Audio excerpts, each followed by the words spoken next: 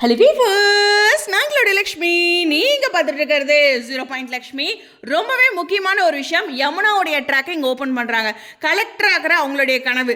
எனக்கு தெரிஞ்சு சொல்லணும்னா குமரன் பற்றி சொல்லியிருந்தேன், யமுனா பற்றி கலெக்டர் பற்றி சொல்லியிருந்தேன். ஸோ எல்லாமே ஒரே இடத்துல ஓப்பன் பண்ணுறாங்க.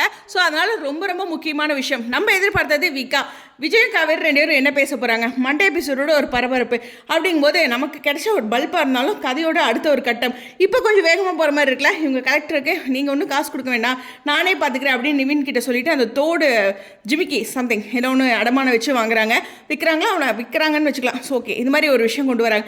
ஆனால் அங்கே யமுனாவோட மாமியார் எப்போதும் போல் பேசிட்டு அந்த மாதிரியான காட்சிகள் இருக்குது. நான் பேசுகிறேன்ல, என்கிட்ட வந்து ஃபைட் பண்ணணுங்கிறதுக்காக இப்போ இப்படி கலெக்டர்லாம் படிக்கிறா அப்படின்னு அவங்க அம்மா எப்போதும் போல் பேசிட்டு இருக்காங்க. இதெல்லாம் ஒரு பக்கம் இருக்கட்டும், ஆனால் அவங்களும் கலெக்டரோட மூவ் பண்ணுறாங்க.